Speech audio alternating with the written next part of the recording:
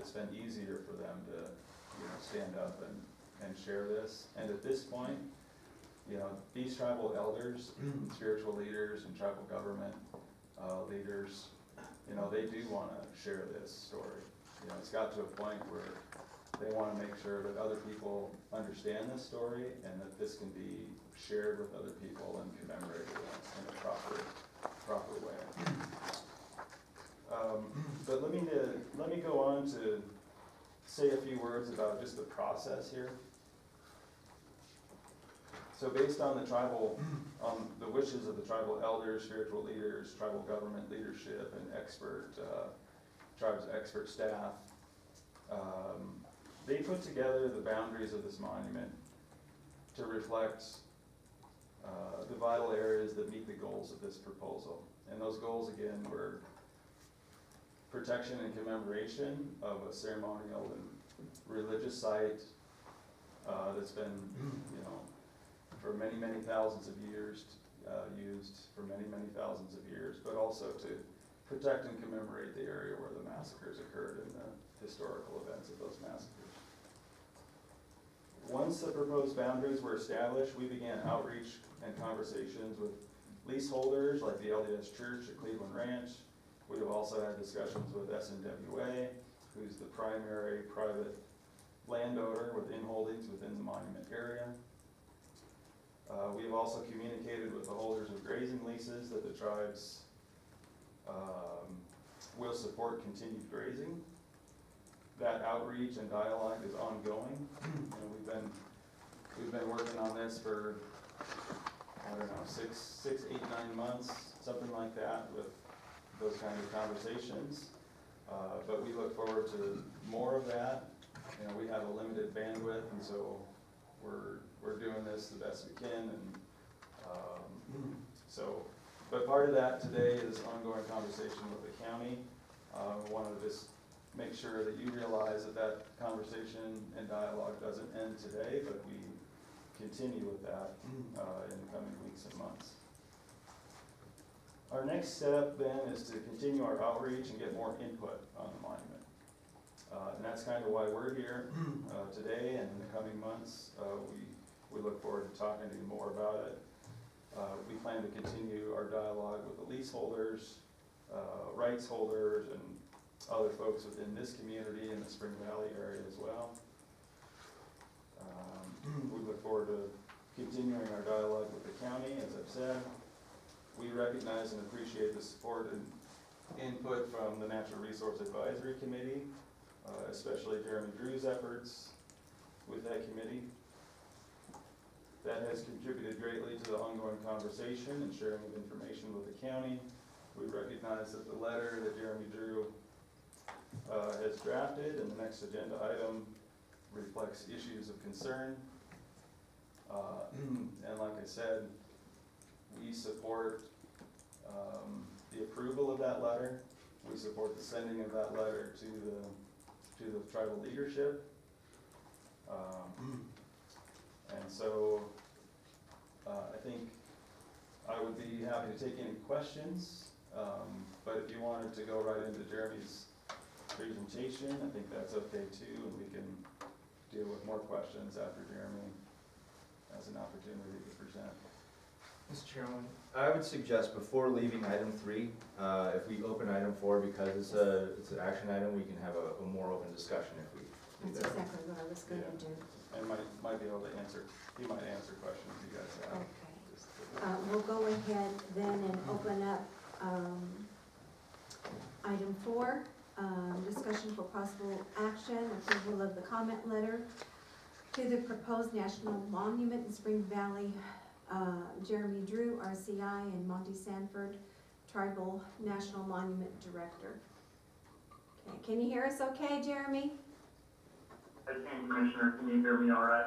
Yes, and Jeremy, or Monty, I do have one question that regarding, do you have a time frame that you're wanting to achieve your goals, or? We don't necessarily have a time frame.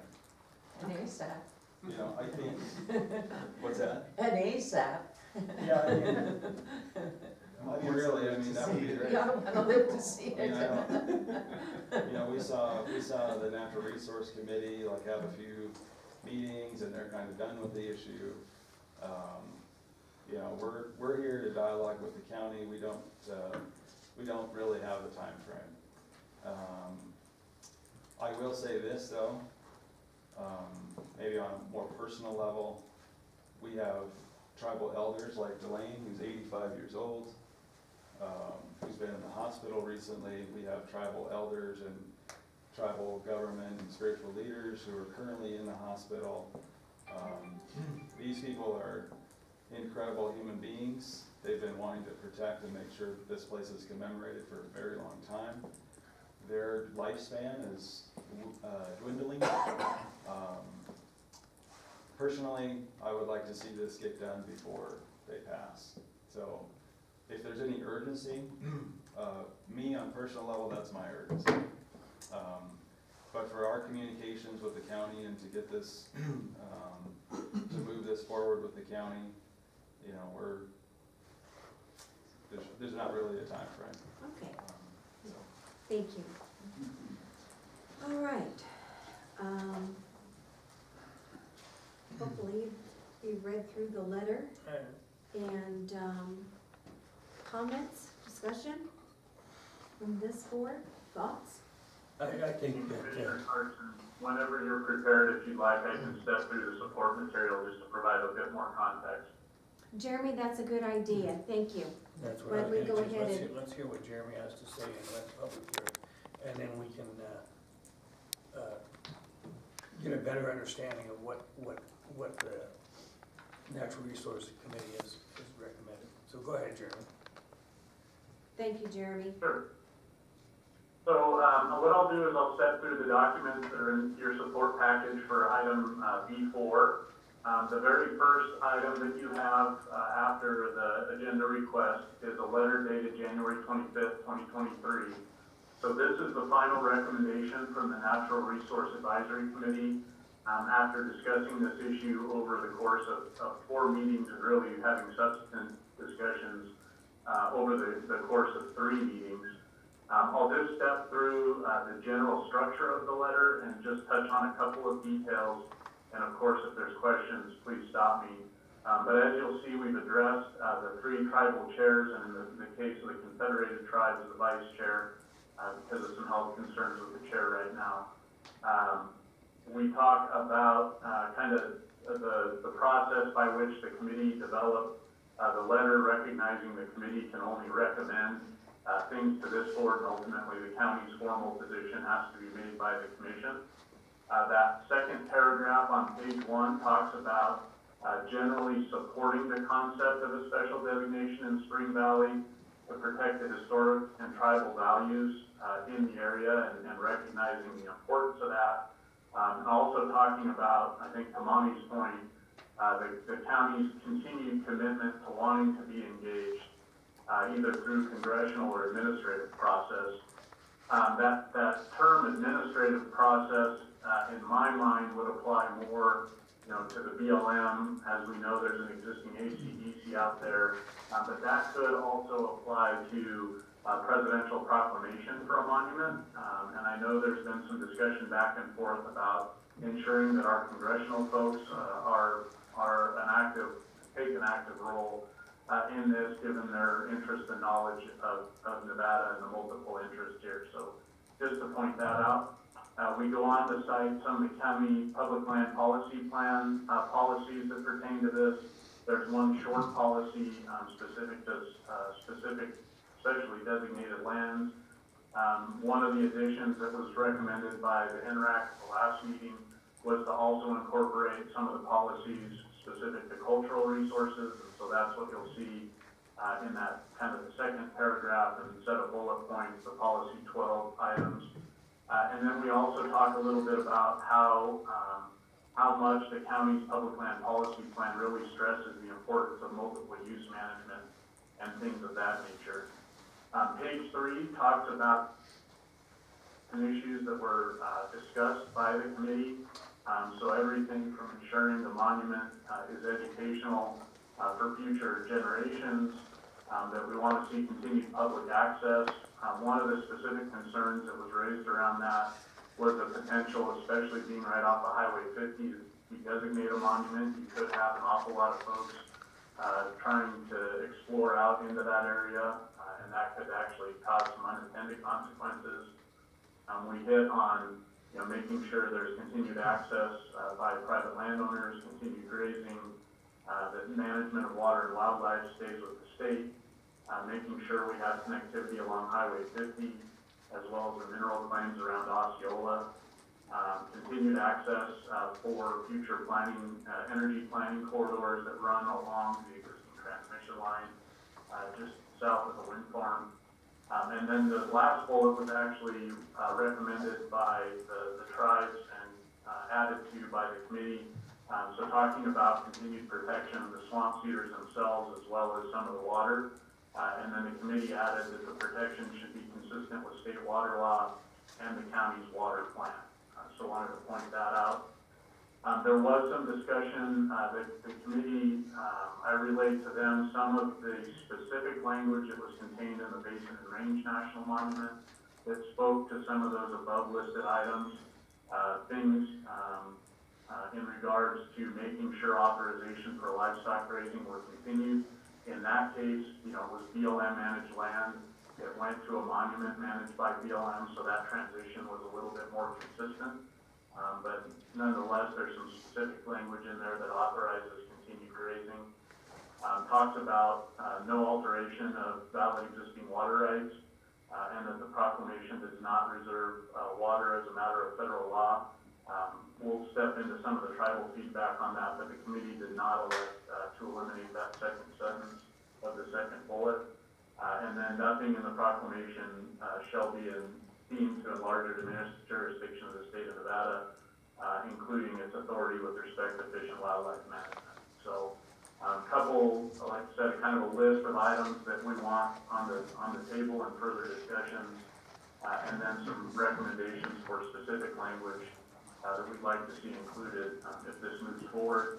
And then the last paragraph really speaks to the county's view that this is an initial exchange of ideas, which I think Mr. Sanford has also acknowledged in his presentation, and that the county wants to be directly engaged in any future discussions so that we can reach a solution and an outcome that matches both the tribal and the county's needs. And then, of course, we would attach our map that's in the support material, and there's a pretty extensive list of carbon copies simply because in the committee's belief and in my belief, those are all folks who have an interest in that area in Spring Valley that ultimately are going to need to be at the table to come to a final resolution.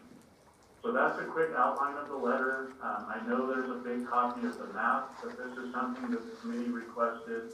A little bit more detailed map that shows some of the existing land uses, so you can actually visibly see the monument outlined and filled in red. You can see where it overlaps some of the private land or surrounds some of the private land. You can see where the overlap is on five portions of 5 allotments. You can kind of see where the existing swamp cedar ACBC is, as well as the Spring Valley wind project and the existing towers versus their proposed project area. Obviously, you can see the overlap with the highway and the extension down almost, well, right up against Osceola, or the north side of Osceola, and some of the mineral claims that are associated with those areas.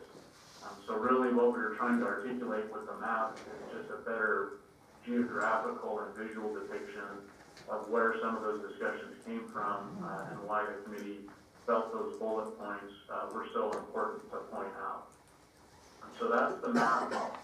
The next item is the information sheet that was provided by Monty at, I believe, the October meeting of NRAC. So this is kind of the outline that they had to go from. We asked, I think, the same question that maybe Commissioner Carson asked in terms of whether or not there was any specific language developed at this point. We were told that there was not. The concept was kind of captured in this information sheet, and you'll see the map that Monty provided on the first meeting of the NRAC that we ultimately used to update a more detailed map. The commission, back in June, when this first came to you, was provided with Assembly Joint Resolution number 4 that talked about the Nevada legislature's support of a monument. As you'll see in that document, there really isn't any specifics in terms of acreage or mapping that I am aware of. And then there was the proposed letter on from June 22nd of 2022 requesting the Board of Commissioners support. Obviously, this letter is not what the committee is recommending. Finally, we received a letter on January 13th from the 3 tribes via Mr. Sanford. Just to point out, the committee did go through this letter and the proposed changes. So on page 1, you see that Monty had recommended we address the tribal chair or the tribal leadership directly. We incorporated that as well as some of the clarification that he proposed on the first page. The second page, he had proposed 2 new bullets. The first bullet was changed to talk about making sure any designation was educational for future generations. The last bullet recommended remain in with the caveat that any protection of the trees and water be consistent with the water law and the county's water plan. That last bullet in the second section, the last bullet on the page, they had recommended striking that specific language on Federal Reserve of Water. The committee did not feel that change was warranted. And then on the last page, we did add Mr. Sandberg as a CC. So I know that's a lot of information to go through, but the committee, I think, did a lot of diligent work. Again, I penned the letter, but it was based on the feedback and inputs of the committee over the course of 2 or 3 separate meetings. So certainly this is not the Jeremy Drew show. This came from your committee looking at this very diligently and making a recommendation to you all, also realizing that ultimately you have to say on how the policy comes out of the county and the commission. With that, Commissioner Carson, my presentation is done, but I'm more than happy to answer any questions. I've got probably several issues to deal with this. Number 1 is the expanse, 20 to 25,000 acres. I'm looking at the map and where it sits, the parcel, and the access to it, north, south, east, and west, and the access to get in any direction to this big parcel is going to disrupt ranchers, mining, and everything. Am I against this? No. But am I for a smaller, scaled down monument where people can access through Highway 50 or Highway 6?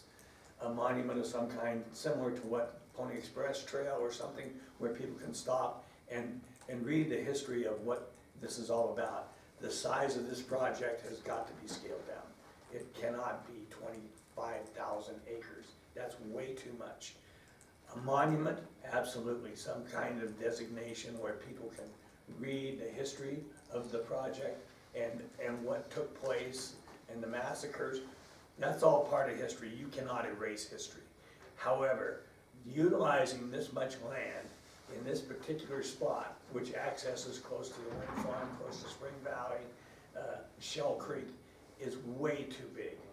And that's my concern with this. It needs to be scaled down. A perfect thing would be just like you see all these little kiosks throughout the state that recognize Pony Express Trail or war battles or whatever. That's educational and that's perfect. And I think the importance of educating people as to what took place in the past can pave the way for what takes place in the future. But this particular amount, Jeremy's letter and the letter drafted by our committee is good. It needs to be addressed, all of it. But just like Monty or anybody else said, it's gonna take a lot more study on this, and especially with this massive amount of land. And although it looks like a small amount in the middle of a large state, it's not. Because in order to get from point A to B, you may have to cross some of the sacred land.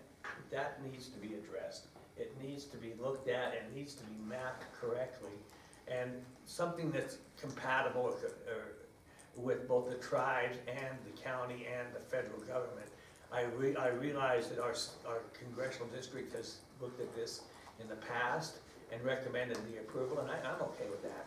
But I don't think, well, the state legislature, you know, the senator, Senator Rosa, Senator Masto, and also Congressman Hamadeh. But all of that's fine, but I don't think that, and I'm not trying to really blast them, but I don't know that they've done enough research as to how much of this land, and where it's located, how much of it is going to destroy public access, be it through economic into mining, ranching, just tourism.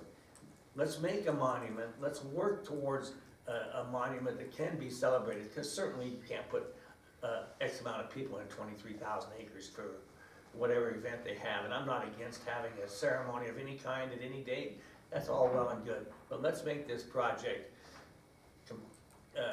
acceptable to not just me as an individual, or the county, or anybody else. Let's make it to where it's good for everybody, and it doesn't take 23 to 25,000 acres. That's way too much for me, and for anybody to look at that and to accept that big of a project, unless they know way more than me, or want to use way more property than I want to use. And any more federal red tape that we have to go through and hurdles we have to reach, it's just much more governmental red tape that just would take forever to litigate. It'll never be litigated. However, we do need to recognize it. I understand all that. It needs to be brought to scale to where it can be addressed for everybody on highways, and not for every tourist to go in and destroy or run across the land or sacred land. I'm adamant about that. I want the monument, but I want it scaled down. I want it to where everybody can access it, be it both on highways 50 and 6, that'd be great. Put one on each side, that's fine. But to travel through everybody's property, through their mining, through their ranching and all that stuff is not, I don't think it will sit well with those industries, and it just doesn't sit well with me as far as the size goes. I don't need to dwell anymore. I'm adamant about that. I think it needs to be scaled down. It needs to be thought out and accepted by everybody. I think everybody has an interest in making it work, because everybody does, but scale it down. That's my. Thank you, Commissioner Howell. Commissioner Van Camp, did you have some comments? I do agree in part with Richard about the size of the area. Pretty large. Okay.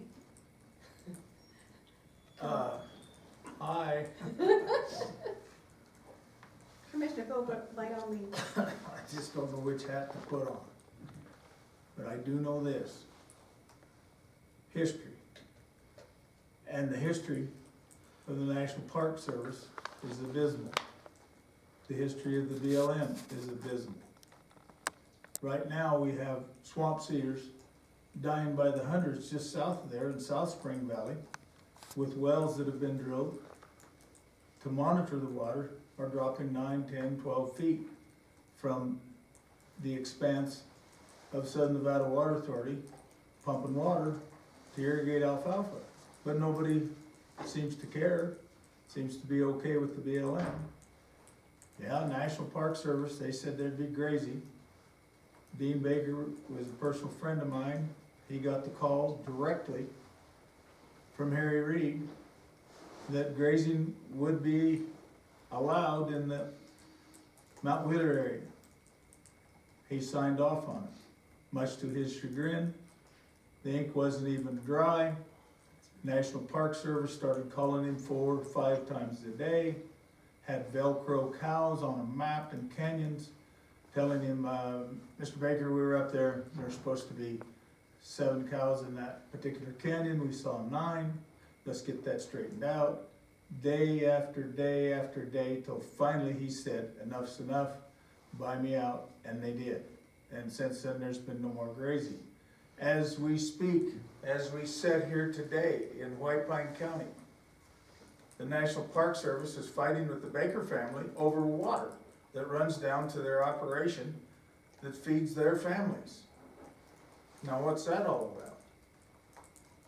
There's no federal controlling authority of water. Obviously, the swamp cedars have to have water close to the surface. But if we're gonna deal with all existing water law, why don't you check it out over at the state legislature and see how many hundreds of bills that are being proposed by Clark County to take the water away from all of us in White Pine County and anywhere else that they can get a foothold. So these are the things that bother me before we get down the road, whether the size is right or the size should be smaller. I cowboyed down there for 15 years, and I've been through those swamp cedars. And that water table is right there. You step off one of those cow trails, your horse will go to his belly. So if there's excess pumping below with prior water rights, or excess pumping above with prior water rights, who do we have to deal with? Do we deal with these county commissioners? Do we deal with the people that we know? No, we wind up dealing with 535 prima donnas in Washington DC that'll sell out for a sack full of cash. That bothers me more than anything. And I don't know how we can get a hook into the deal to where the county has the final say. Maybe the land should be turned over to this county from the BLM and then make the monument. Whether it's just where the swamp cedars are at or whatever. But nothing's changed. National Park Service, NEPA process, all those things go to Washington DC. BLM, all those things go to Washington DC. Water, this is not interstate water. It does not leave Nevada. So there is no federal controlling authority on that water. Carson City. That's a scary part all the way around for me. Thank you. That's true. I have had conversations with both Monty and Delane, and they asked me what my concerns were. And I'm very concerned, also in regards to what Commissioner Vogler said. I don't know if there's a way that we can work something out with BLM so far as land disposal in that area. I don't think right now we have any, but that's a thought. I'm concerned, I haven't seen anything in writing in regards to disruption of the transmission lines. I haven't seen anything in writing so far as the grazing and mining rights. I haven't seen anything in writing in protecting, and protection of all of this in regards to access to hunting. So as this stands, personally, I want to have a monument of some size. I want to protect that.